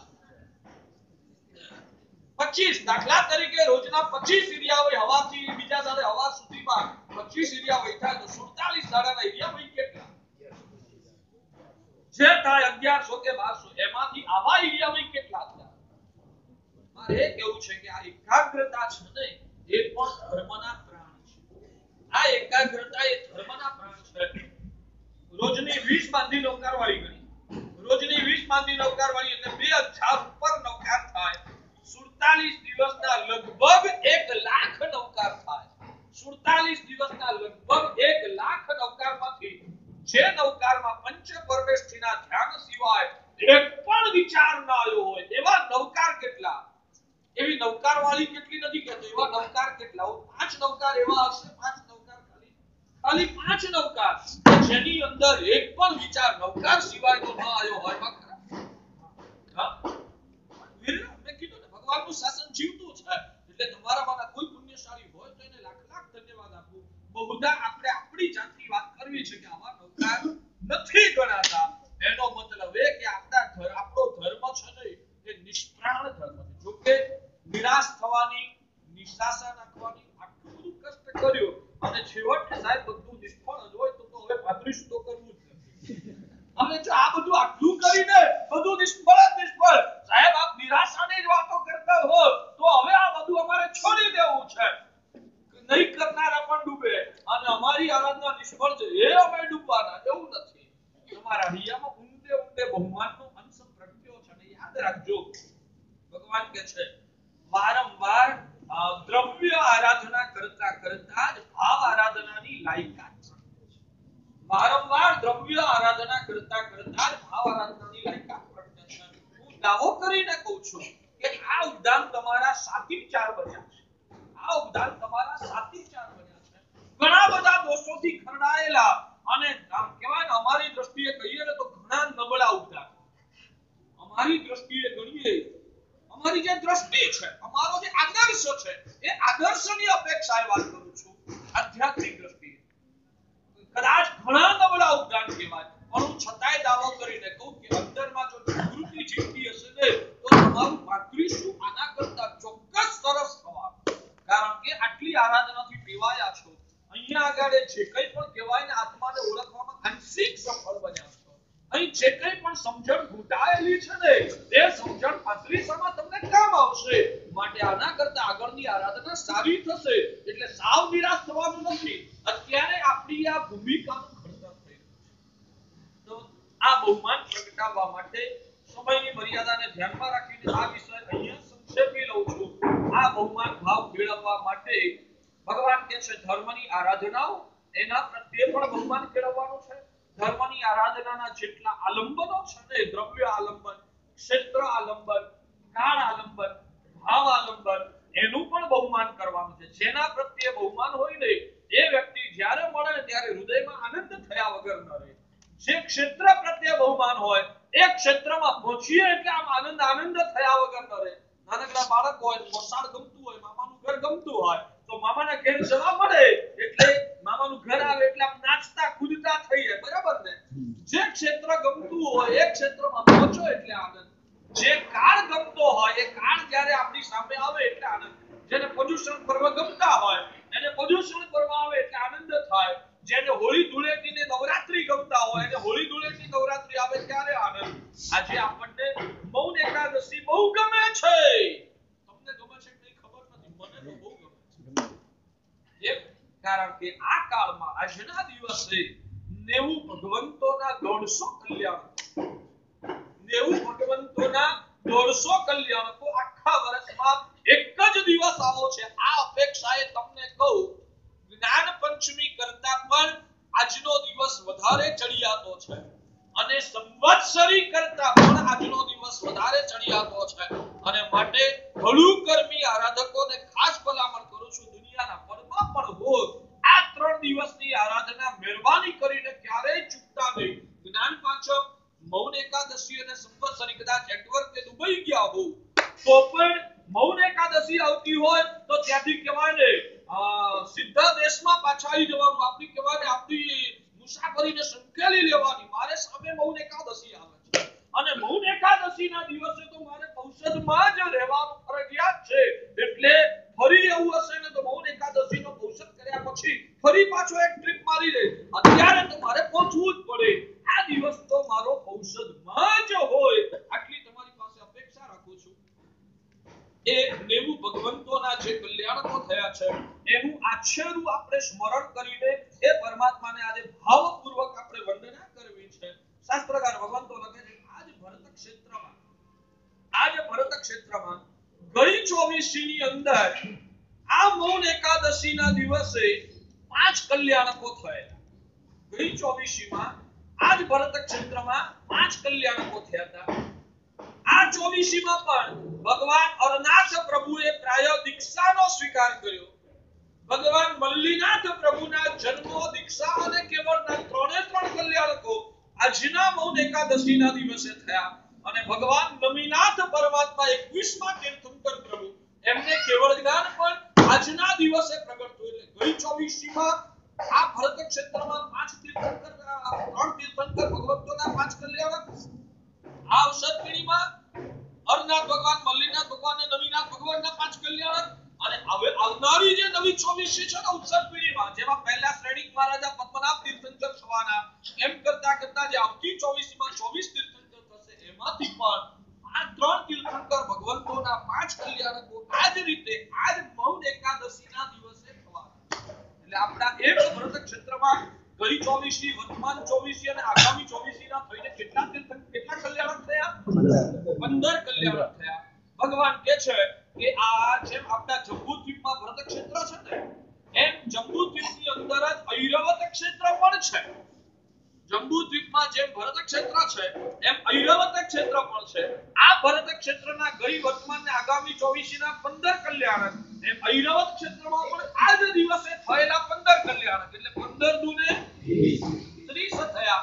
આવા 30 કલ્યાણકો જંબુદ્વીપના ભરત ક્ષેત્ર ઐરાવત ક્ષેત્રમાં થયા. એવા જ 30 કલ્યાણકો ધાતકી ખંડ નામનો ખંડ આવે છે. એ ખબર છે ને તમને? આ સૌથી વચ્ચે થાળી જેવો ગોળ જંબુદ્વીપ છે. સમગ્ર 14 રાજલોકના તીર્છા લોકમાં બરાબર મધ્યમાં થાળી જેવો ગોળ જંબુદ્વીપ છે. એ જંબુદ્વીપની આજુબાજુ ફરતે બંગડી જેવો લવણ સમુદ્ર છે. બંગડી જેવો કેમ કીધો? બંગડી જેવો કેમ કીધો? વચ્ચે થાળી જેવો જંબુદ્વીપનો ભાગ કાપી નાખો પછી બંગડી જ બચે ને. ખ્યાલ આવે છે? એટલે જંબુદ્વીપની આજુબાજુ ફરતે લવણ સમુદ્ર છે. એ લવણ સમુદ્રની બરાબર ફરતે ધાતકી ખંડ નામનો ખંડ છે. એ ધાતકી ખંડમાં 2 ભરત ક્ષેત્રો છે, 2 ઐરાવત ક્ષેત્રો છે અને 2 મહાવિદેવ ક્ષેત્રો. તો જેવા જંબુદ્વીપના ભરત ક્ષેત્ર અને ઐરાવત ક્ષેત્રમાં 30 કલ્યાણકો થયા, એવા ધાતકી ખંડના 2 ભરતમાં અને 2 ઐરાવતમાં 30 કલ્યાણકો થયા. એટલે કેટલા થયા? 60 ને 30. હવે ધાતકી ખંડની આજુબાજુ પાછો બંગડી જેવો કાલો નદી સમુદ્ર છે. અને એ કાલો નદી સમુદ્રની ફરતે પુષ્કરવર દ્વીપ છે. એ પુષ્કરવર દ્વીપના અડધા ભાગમાં 2 ભરત ક્ષેત્ર અને 2 ઐરાવત ક્ષેત્ર છે. એટલે ત્યાં પણ 30 કલ્યાણકો, એટલે 60 કલ્યાણકો એ પુષ્કરવર દ્વીપના અડધા ભાગના ભરત ક્ષેત્રમાં અને ઐરાવત ક્ષેત્રમાં થાય. એટલે યાદ રાખજો, જીતુભાઈ નામના વ્યક્તિ કેટલા હોય? આપણા ઉદ્યાનમાં જ 1 થી વધારે જીતુભાઈઓ છે. તો આખા દેશમાં તો કેટલા બધા જીતુભાઈઓ? એમ નાનીઓ લખાય છે કે ભરત ક્ષેત્ર એક જ એવું માનવાને કોઈ કારણ નથી. જંબુદ્વીપમાં ભરત ક્ષેત્ર છે, ધાતકી ખંડમાં ભરત ક્ષેત્ર છે અને પુષ્કરવર દ્વીપમાં ભરત ક્ષેત્ર છે. તો આ બધા જ ભરત ક્ષેત્ર ઐરાવત ક્ષેત્રને આમ મળીને ગઈ 24 ના વર્તમાન 24 ના અને આગામી 24 ના થઈને 90 તીર્થંકર ભગવંતોના, કારણ કે એક એક ભગવાનના 3 કલ્યાણકો થયા, એટલે ટોટલ 90 તીર્થંકર ભગવંતો અને એમના કલ્યાણક થાય 150. કયા કયા ભગવાનના નામ છે એ દેવવંદન માળાની ચોપડીમાં અને આપણા અમિત્યસિંહજી મહારાજે ગણનું ગણવાની ચોપડીઓ છપાવી છે. એની અંદર આ કયા કયા તીર્થંકર ભગવંતો કયા કલ્યાણક થયા છે એનું કહેવાય મંત્ર જાપ સાથે વર્ણન છે. તો એ બધા જ તીર્થંકર ભગવંતો એમની ભક્તિ ઉપાસના કરવાથી આપણું સમ્યક દર્શક નિર્મળ બને છે. તો આ ભગવંતોની આજના દિવસે ઉપાસના કરવાથી શાસ્ત્રકાર ભગવંતો લખે છે 90 ભગવંતોના 150 કલ્યાણકોની આરાધના થાય છે. અને માટે વ્યવહારની પરિભાષામાં જ્ઞાનીઓ લખે છે કે આજના દિવસે તમે એક ઉપવાસ કરો તો 150 ઉપવાસનું ફળ મળે. ભગવાન પ્રત્યેના બહુમાનના પ્રભાવ. આજના દિવસે ઔષધ કરો તો 150 ઔષધ કર્યાનું ફળ મળે. આજના દિવસે પ્રતિક્રમણ કરો તો 150 પ્રતિક્રમણ કર્યાનું ફળ મળે. એટલે આવી આરાધના આખા વર્ષમાં એક જ દિવસે મળે છે. તો આ દિવસ આપકો જો વ્યવહારથી નિશ્ચયથી નહીં મળતું? વ્યવહારથી નિશ્ચયથી નહીં પાછું? નિશ્ચયથી એટલા માટે નહીં કે જ્ઞાનીઓ લખે છે કે નિશ્ચય એ તમારી અંતરની પરિણતિ ઉપર આધાર રાખે છે. તમારી પરિણતિ નિર્મળ હોય તો તમને મૌન એકાદશીના દિવસે નહીં, ચાલુ દિવસે ઔષધ કરો ને મોક્ષ મળી જાય. અને પરિણતિ નિર્મળ ન હોય આજના દિવસે તમે ઔષધ કર્યા પછી મોહ માયામાં જ આત્મા રખડતો હોય તો એનો કરેલો ઔષધ નિષ્ફળ જાય. નિશ્ચય નહીંનો મતલબ એ કે જે નિયમને તમારી પરિણતિ સાથે નિસ્બત છે, તમારા વ્યવહાર સાથે નિસ્બત નથી, એને નિશ્ચય કહેવાય. અને તમારી વ્યવહારની ક્રિયાઓ સાથે જેને નિસ્બત છે એને વ્યવહાર કહેવાય. એટલે આ વ્યવહાર શબ્દનો પ્રયોગ કરું છું. તો આ આરાધના કેવી રીતે કરવી? તો જ્ઞાનીઓ લખે છે કે આજના દિવસે તમારે મૌન કરવા પૂર્વક આરાધના કરવી. મૌન શા માટે કરવું? પહેલા મૌન કોને કહેવાય સમજો, પછી મૌન શેના માટે કરવું. મૌન કોને કહેવાય? તો ભગવાન કહે છે મૌનના 3 પ્રકાર છે. મૌનના 3 પ્રકાર છે. એક છે જગન્ય કક્ષાનું મૌન, બીજું છે મધ્યમ કક્ષાનું મૌન અને ત્રીજું છે ઉત્તમ કક્ષાનું. જગન્ય મૌન કોને કહેવાય? જ્ઞાનસાર નામના ગ્રંથમાં મહોપાધ્યાય યશોવિજયજી મહારાજા લખે છે સુલભમ વાગ અનુચ્ચારમ મૌનમ એકેન્દ્રિયસ્વ ઉદ્ગલે સ્વપ્રવૃત્તિસ્તુ યોગાના મૌનમુત્તમ.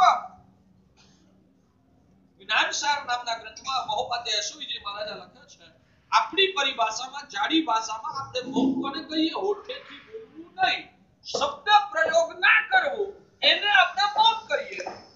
આ જગન્ય કક્ષાનું. ભગવાન કહે છે આવું મૌન તો એકેન્દ્રના જીવો પણ કરે. આ ઝાડ પાનને કોઈ દાડો બોલતા તમે સાંભળે?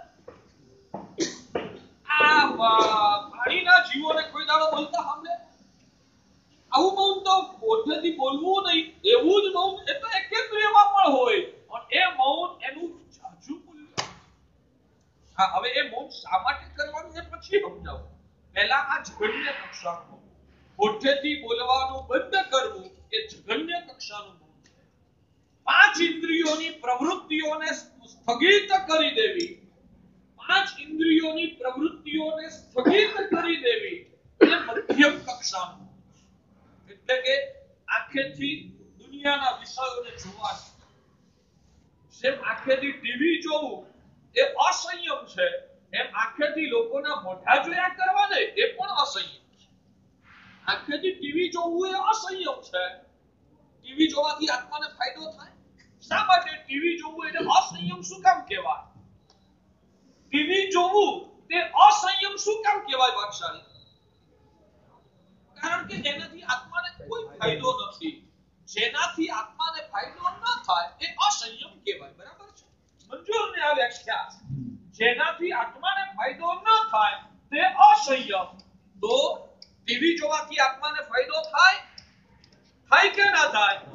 ના થાય. તો ટીવી જોવું એ અસંયમ કહેવાય. મારે એમ કહેવું છે લોકોના કહેવાને ડફોરિયા મારતા રહીએ અને આ ડોળા ફરી ફરીને લોકોના ચહેરા જોતા રહીએ, એનાથી આત્માને ફાયદો થાય કે ના થાય? ના થાય. તો લોકોના ચહેરા જોયા કરવા એ પણ અસંયમ. એવી રીતે કાનેથી તમે કહેવાને મધુર મજાના સંગીતના નાદ ચાલતા હોય, એને તમે સાંભળો તો એ સંયમ કહેવાય કે અસંયમ કહેવાય? અમારા કોક સાધુજી મહારાજ છે મધુર કંઠે સ્તવન કરતા હોય અને એ તમને સાંભળવામાં રસ પડે, ભગવાનનું સ્તવન તમે સાંભળો તો સંયમ કહેવાય કે અસંયમ કહેવાય? સાધુજી મહારાજ કે કોઈ બેનો માનો કે ભગવાનનું સ્તવન મજાથી ગાય છે અને તમે આમ કહેવાય ને મજાથી સાંભળો, સંયમ કહેવાય કે અસંયમ કહેવાય? સંયમ કહેવાય કે અસંયમ કહેવાય? ભાવ કયો છે?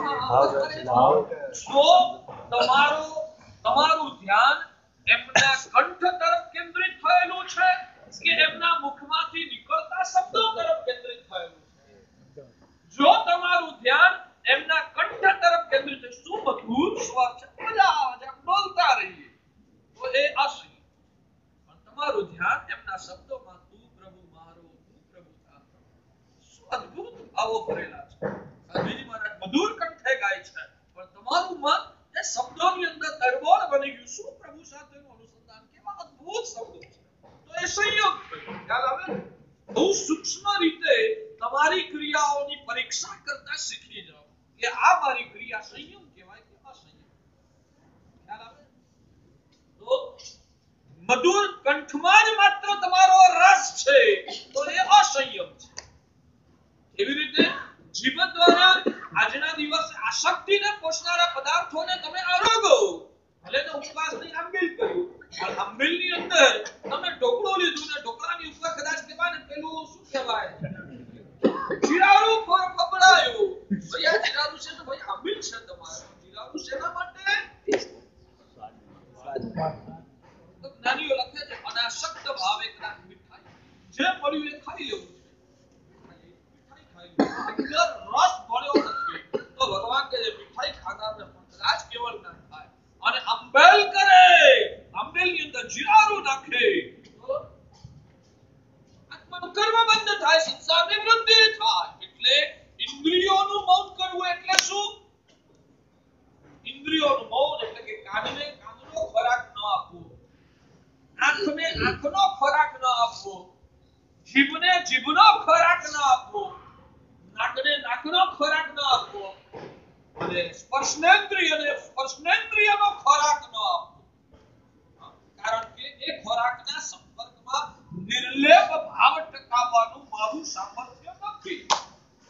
છોકરામાં શિયાળું આવે અને મને આ શક્તિ ન થાય એવું મારું સામર્થ્ય નથી. મારી આ ભટકતી રહે અને મને રાગદ્વેષ ન થાય એ મારું સામર્થ્ય નથી. એટલે એ સંજોગોમાં જ્યાં સુધી આવું સામર્થ્ય અંદરથી ના પ્રગટે ત્યાં સુધી મારે ઇન્દ્રિયોનું મૌન કરી દેવું. ભગવાન કહે છે એને કહેવાય સંયમ. એ ઇન્દ્રિયોનું મૌન કહેવાય.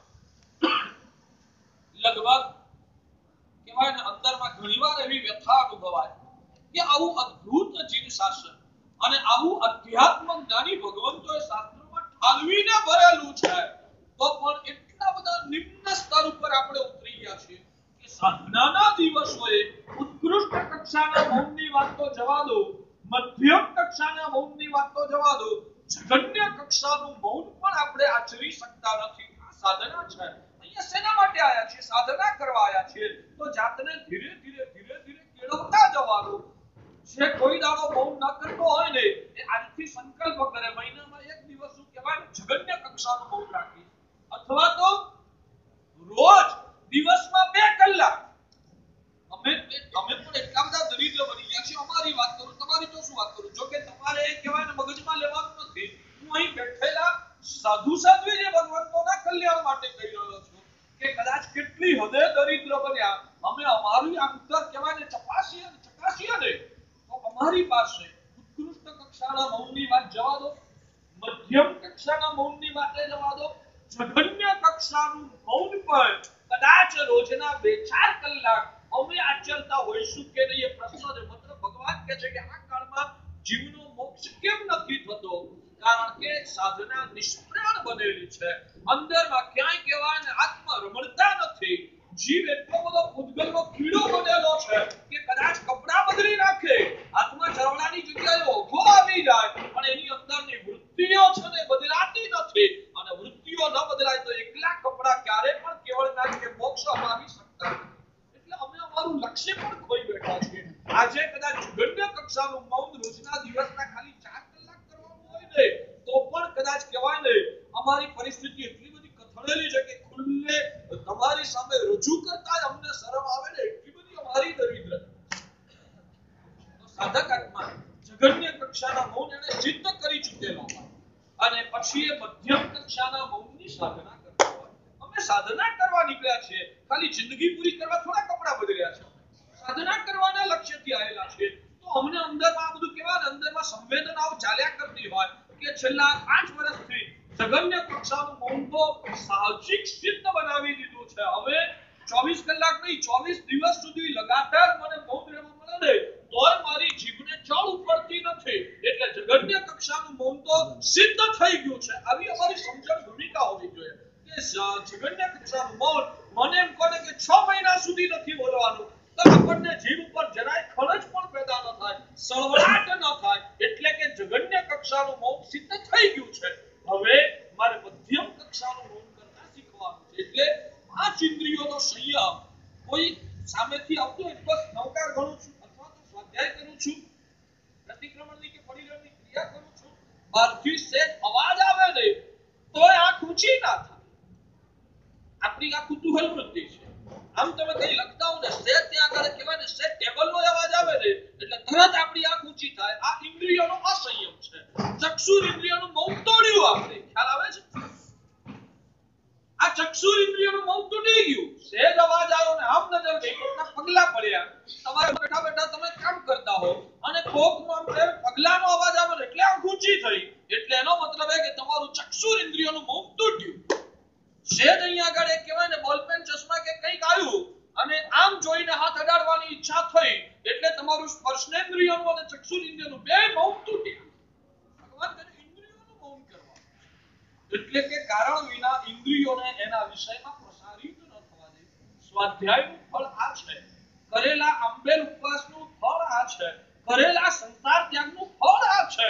હવે આ વિષયમાં જો લક્ષ્ય જ ન બનાવીએ, અંદરમાં ઠરવાનો કોઈ પ્રયત્ન સુદ્ધા ન હોય, અંદરમાં ઠરવાનું લક્ષ્ય સુદ્ધા ન હોય, તો આ ચારિત્ર અનંતી વાર લઈએ ને તોય ભગવાન કહે છે મોક્ષ એક ડગલું પણ નજીક ના. ભગવાન કહે છે મૌન એકાદશી એ મૌનની સાધના કરવાની. પહેલા ધોરણમાં ભણનાર હોય એનો અભ્યાસક્રમ જુદો હોય, બીજા ધોરણમાં ભણનારો હોય એનો અભ્યાસક્રમ જુદો હોય, ત્રીજા ચોથા પાંચમા છઠ્ઠા સાતમા ધોરણમાં ભણનારાનો અભ્યાસક્રમ જુદો હોય, તમારો અભ્યાસક્રમ જુદો હોય, અમારો અભ્યાસક્રમ જુદો હોય. તમારે જગન્ય કક્ષાના મૌનને શીખવાનું છે. અત્યારે તમારે જગન્ય કક્ષાના મૌનને શીખવાનું છે. અમારે મધ્યમ કક્ષાના અને ઉત્તમ કક્ષાના મૌનની સાધના અમારે શીખવાની છે. જો કે રડવા સાથે કહું કે આજે અમારી દશા એ છે કે આ કપડા પહેર્યા પછી અમારે જગન્ય કક્ષાનું મૌન શીખવા બેસવું પડે ને એટલી હદે અમારી નિર્માલ્યતા છે. એટલે જગન્ય કક્ષાનું મૌન એટલે હોશનું મૌન, મધ્યમ કક્ષાનું મૌન એટલે પાંચ ઇન્દ્રિયોનું મૌન. પાંચ ઇન્દ્રિયોનો સંયમ કરી લઈએ પણ મનનો સંયમ કરવો ને દુષ્કર છે. પાંચ ઇન્દ્રિયોનો સંયમ પણ દુષ્કર છે, પણ કદાચ એ સાધનામાં સફળ બનેલો વ્યક્તિ એ પણ મનનો વિજય કરવામાં પાછો પડતો હોય છે. એટલે ભગવાન કહે છે હોઠનું મૌન કરવામાં આવે, જગન્ય કક્ષાનું મૌન કહેવાય, પાંચ ઇન્દ્રિયોનું મૌન કરવામાં આવે એટલે મધ્યમ કક્ષાનું મૌન કહેવાય, અને મનને પણ સ્થિર કરી દેવામાં આવે, મન પણ નિશ્ચળ બની જાય, મન પણ નિર્વિચાર બની જાય, એ ઉત્તમ કક્ષાનું મૌન. હવે આ મૌન શેના માટે કરવાનું? તો ભગવાન કહે છે કે આપણું જે અમૌન છે ને એ આપણને આત્મભાવથી બહાર ધકેલી દે. આપણું આ જે અમૌન છે એટલે કે ઇન્દ્રિયોનો, જીવનો, મનનો જે પ્રસાર છે ને એ આત્મરમણતામાં બાધા ઉપજાવનારો છે. અને માટે તબક્કાવાર સાધક આત્માએ આ ત્રણેય પ્રકારના મૌનની સાધનાનો સંકલ્પ કરી એ દિશામાં પ્રયત્ન કરવો જોઈએ. પણ એની અંદર સ્થિરતા આવે ક્યારે? તો એના શ્રેષ્ઠ આલંબન તરીકે ભગવાન હરિભક્ત ભગવંતો અને એ હરિભક્ત ભગવંતોના કલ્યાણકો એ આપણને તારનારા છે. 11 વાગવા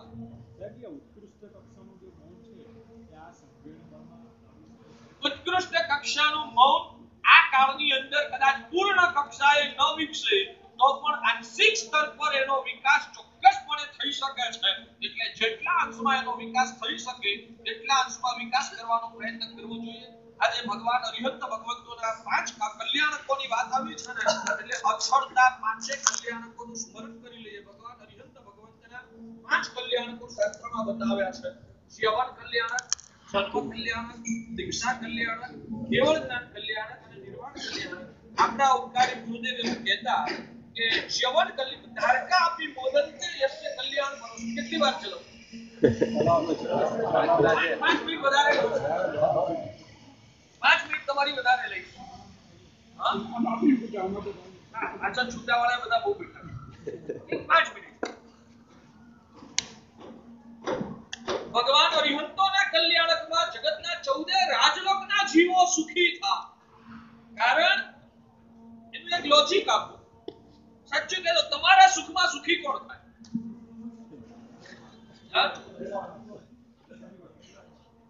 અને પરિવાર વગરના પણ સુખી કોણ થાય? તમે જેનું ભલું ઈચ્છતા હો એ તમારા ભલામાં રાજી થાય. તમે જેનું ભલું ઈચ્છતા હો એ તમારા ભલામાં રાજી થાય. જેનું તમે ભલું નથી ઈચ્છતા એને તમારા ભલા સાથે કઈ લેવા દેવા હોતી નથી. બરાબર છે? બરાબર ને? આ લોજિક છે. ભગવાને જગત આખાનું ભલું ઈચ્છ્યું. એકેન્દ્રિયથી માંડીને પંચેન્દ્રિય સુધીના, નિગોદથી માંડીને અનુત્તર વિમાન સુધીના બધા જીવોનું ભલું ભગવાને ઈચ્છ્યું અને માટે ભગવાનના ભલામાં જગત આખું રાજી થાય. શાસ્ત્રકારો લખે નરકના જીવોને પણ ક્ષણભર સાધા થાય, આવરને પણ સુખકારી એકેન્દ્રિય જીવો છે એને પણ ક્ષણભર સાધાનો અનુભવ થાય છે. કારણ કે ભગવાને સવી જીવ કરું શાશ્વત રસીની ભાવનાથી જગત આખાનું ભલું ઈચ્છ્યું છે. તો આમાં કલ્યાણકોમાં ભગવાનનું ભલું શું થયું? તો જ્ઞાનીઓ લખે છે કે ભગવાનનું જ્યારે શ્રવણ કલ્યાણ થાય છે એનો મતલબ શું થયો? તો હવે પછીના આવનારા અનંત કાળમાં ભગવાનને ક્યારેય નરક ગતિની જેલમાં જવાનું નથી. હવે આવનારા સમયમાં ભગવાનને ક્યારેય તિર્યંચ ગતિની જેલમાં જવાનું નથી. હવે આવનારા સમયમાં અનંત કાળમાં ક્યારેય પણ પ્રભુએ દેવ ગતિની જેલમાં જવાનું નથી. સાચું કહેજો, દેવ ગતિ જેલ લાગે ને તમને? યાદ રાખજો, જે આત્મા સમ્યક દ્રષ્ટિ છે એને નરક જેમ જેલ લાગે ને એમ સમ્યક દ્રષ્ટિ આત્માને દેવલોક પણ જેલ લાગે. એ જ આત્મા સમ્યક દ્રષ્ટિ. તો એમને હવે દેવ ગતિની જેલમાં પણ રહેવાનું નથી. એટલે અનંત કાળ માટે ત્રણ ગતિની જેલમાંથી છુટકારો થયો. આપણો નાથ જ્યારે જેલમાંથી છૂટે તો કયા સેવકને આનંદ ન? આપણો માલિક જ્યારે જેલમાંથી છૂટે તો એના સેવકોને આનંદ થયા વગર ન રહે. એટલે ભગવાનની ત્રણ ગતિની જેલમાંથી કાયમી છુટકારો થઈ ગયો. એને શાસ્ત્રકાર ભગવંતો જીવન કલ્યાણ. બીજા નંબરમાં જન્મ કલ્યાણક. જન્મ કલ્યાણક વખતે ભગવાન બીજી જેલમાંથી છૂટે. કઈ જેલ? ગર્ભાવાસની. હવે આ જન્મ થયો ને, હવે આવનારા અનંત કાળમાં પ્રભુએ ક્યારે ગર્ભાવાસની જેલમાં પુરાવાનું નથી. એટલે સદા કાળ માટે ગર્ભાવાસની જેલમાંથી પ્રભુનો છુટકારો થયો. એટલે એને જન્મ કલ્યાણક. એટલે નહીં, ભગવાન અરિહંતોના કલ્યાણકો જીવ માત્રને કલ્યાણ કરનારા માટે કલ્યાણક કહેવાય છે. પણ આ કલ્યાણમાં ભગવાનનું ભલું શું થયું એની વાત કરીએ છીએ. તો ગર્ભાવાસની જેલમાંથી છુટકારો એને જન્મ કલ્યાણ. બે જેલમાંથી છૂટ્યા. દીક્ષા વખતે ભગવાન ત્રીજી જેલમાંથી છૂટે છે. અવિરતિની દીક્ષા વખતે ભગવાન અવિરતિની જેલ. અવિરતિ જેલ લાગે એ આત્મા સમ્યક દ્રષ્ટિ કહેવાય. અને ભગવાન કહે છે કે જે આત્માને અવિરતિ એ જેલ સ્વરૂપ ના લાગે એ આત્મા મિથ્યા દૃષ્ટિ કહેવાય. સમજ પડે છે? તમને અવિરતિ જેલ લાગે કે મેલ લાગે, તમને સતત આત્મ ચકાસણી કરતા જ રહેવાનું. અહીંયા આગળ જે વિધાનો થઈને એને બહુ જ કહેવાય ને વિસ્તૃત સંદર્ભમાં તમારે વાગોળતા રહેવાનું. સાચું કહેજો, 47 દિવસ જેલમાં હતા કે હવે જેલમાં જવાનું લાગે? શું લાગે? બોલવું હોઠેથી બોલવું એક અલગ વાત છે. પરિણતિના સ્તરે 47 દાડા જેલમાં હતા એવું લાગે કે 47 દાડા છૂટેલા અને હવે પાછા અવિરતિની જેલમાં જવાનું લાગે. એવી લાગે શું? સંવેદના શું? ગયા પછી નહીં, અત્યારથી જ લાગવા માંડ્યું છે. અત્યારથી જ લાગ્યું, હવે છૂટીશું. સાચું કહેજો, અંદર ઊંડે હૃદયના ખૂણામાં છૂટીશું. હવે મોકળા બની જઈશું. હવે મોબાઈલે વાપરવા મળે. અત્યારથી પ્લાનિંગ કરી નાખ્યું છે. હવે ધંધાની અંદર આ કહેવાય ને આટલાના કહેવાય ને લેવાના, આટલા દેવાના. હવે આ તારીખે દુબઈ જવાનું, આ તારીખે એન્ક્વાયરી જવાનું, હવે કાકા માસા ફુવાના લગ્નમાં જવાનું. અત્યારથી પ્લાનિંગો થવા માંડ્યા. મને બધી ખબર છે. ફરક આવશે થોડો. પહેલા જતા હતા, હવે કઈક ફરક આવશે એવી આશાએ તો અમે 1.5 મહિનો અહીંયા બંધી રહ્યા. કેમ રે? અમે મુક્ત મનથી વિહારો કરવાને બદલે 1.5 મહિનો અહીંયા આગળ કહેવાય ને ચીટકીને કેમ બેઠા? તમારા માટે અમને આશા છે. મેં પહેલા છે ને ઉમરાના ચોમાસાના પ્રારંભના દિવસોમાં એકવાર કીધેલું, હું એટલો બધો આશાવાદી સાધુ છું તમારા બધાના માટે. લગભગ મને વિશ્વાસ છે કે તમે બધા મુક્તિગામી તો છો જ. મુક્તિગામી ભવ્ય છો. કદાચ નિકટ મુક્તિગામી છો આવું પણ કહેતા મને બહુ ડર નથી લાગતો. તમે મુક્તિગામી તો છો, ભવ્ય છો, ખૂબ લાયક છો. એ સિવાય આટલા બધા ભોગ સુખો છોડીને કોણે તમને અહીંયા આગળ કહેવાને ધક્કો મારી મોકલ્યા હતા? તમે સ્વૈચ્છિક આવ્યા છો. તમને લાયકાત પડેલી છે. અને માટે હું ક્યાંક કડક પણ થતો હોઉં, લાલ આંખ પણ કરતો હોઉં, હૃદયથી કહું છું, મને અનહદ લાગણી છે તમને બધાને જોઈને. ચોક્કસ વેદના પણ હોય. માને બાળક કહેવાય ને માંદું હોય, માં દુઃખી થાય. એવી રીતે તમારી ક્રિયાઓ યોગ્ય ન થતી હોય તો અમને વેદના પણ થાય કે આ લોકો આવી અમૂલ્ય તક મળીને પરમાત્મા વેડફી નાખે છે, તો શું થશે? એ બધા હૃદય ક્યારેક દંખે પણ ખરું, પણ ઓવરઓલ વ્યક્તિ તરીકે તમારા માટે હૈયું પ્રેમથી જાય લાગણી છે બધું. અને માટે તમારામાં લાયકાત દેખાય છે. મેં પહેલા કીધેલું, હવે પ્રવચન કરીએ ને પ્રવચન કરીએ ત્યારે તો કહેવાય ને બોલવામાં એટલા મસ્ત હોઈએ અમને અમારા શરીરનું પણ ભાન ન હોય માટે મજેથી બોલાઈ જાય પણ પ્રવચનનો વિરામ થયા પછી અને આ સુંદરમાં સ્વામીની આશીર્વાદથી ગુજર્યા પછી અમને થાકનો અનુભવ થતો હોય છે અને છતાંય અમે આટલી મહેનત કેમ કરીએ છીએ અમને આશા છે કે તમે લાયક છો અને લાયક વ્યક્તિની પાછળ આપેલો ભોગ છે ને લાભદાયી બને પણ એટલાથી અમને સંતોષ નથી કરોડ રૂપિયાનું રોકાણ કરો અને મહિને 25,000 ની આવક થતી હોય કરોડ રૂપિયાનું રોકાણ કરો અને મહિને ખાલી 25,000 ની આવક થતી હોય તો વેપારીને સંતોષ થાય કે ના પણ કેમ 25,000 તો કમાઈએ છે 25,000 કમાયા કે બહુ ખુશ થવા જેવું નથી તમે એમ કહો કે સાહેબ કઈ તો ફાયદો થાય પણ તમારો આટલો ફાયદો અમને બહુ હસતા કરી દે એવો નથી એટલે હવે અવિરતીની છે કમસે કમ તમે કહેવાય ને મગજમાં હથોડા મારતા રહો આ વાક્યોના હથોડાની જેમ મગજમાં મારતા રહો ગુરુ મહારાજે છેલ્લા પ્રવચનોમાં કીધેલું અવિરતી એ જેલ છે યાદ રાખજો સમ્યક દ્રષ્ટિ આત્માને અવિરતી જેલ લાગે અને મિથ્યા દ્રષ્ટિ આત્માને અવિરતી જેલ લાગે સમ્યક દ્રષ્ટિ આત્માને અવિરતી અંદરથી ડરખ્યા કરે અને મિથ્યાત્વી આત્માને અવિરતી છે ને અંદરમાં મજા કરાવે ખ્યાલ આવે છે એટલે ભગવાન જ્યારે દીક્ષા જીવનનો સ્વીકાર કરે છે ત્યારે શાસ્ત્રકાર ભગવંતો લખે છે કે પ્રભુનો અવિરતીની જેલમાંથી છુટકારો અવિરતીની જેલમાંથી પ્રભુ છે માટે કલ્યાણક છે ચોથા નંબરનું કલ્યાણક કેવળ જ્ઞાન કલ્યાણક ભગવાન જ્યારે કેવળ જ્ઞાન પામે ત્યારે ઘાતી કર્મોની જેલ આ અવિરતી ગઈ કેટલા ટાઈમ માટે ગઈ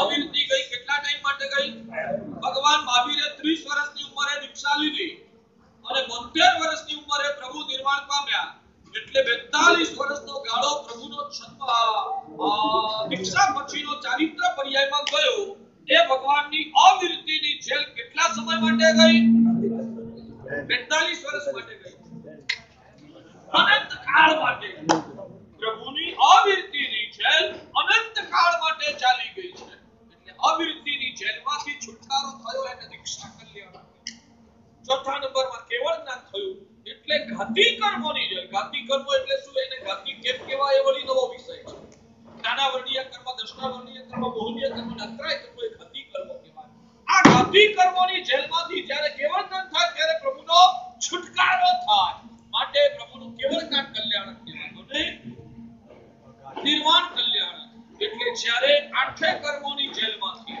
શરીરની પણ જેલમાંથી ઉદ્ગલની જેલમાંથી કાયમી પ્રભુનો છુટકારો થાય એને નિર્વાણ કલ્યાણ કહેવાય છે આ પ્રભુના કલ્યાણકો જગતના જીવ માત્રને કલ્યાણ કરનારા છે એમાંનો આજનો દિવસ એ પવિત્ર દિવસ છે એટલે ગણ્ય કક્ષાનું મૌન તો આજે બધાએ કરવાનું મધ્યમ કક્ષાનું મૌન કરવાનો પણ પ્રયત્ન કરવાનો અને ઉત્તમ કક્ષાનું મૌન મને ક્યારે મળે એવી અભિલાષા સાથે આજનો દિવસ આપણે આરાધનામાં મંગળમય રીતે પસાર કરીએ છીએ.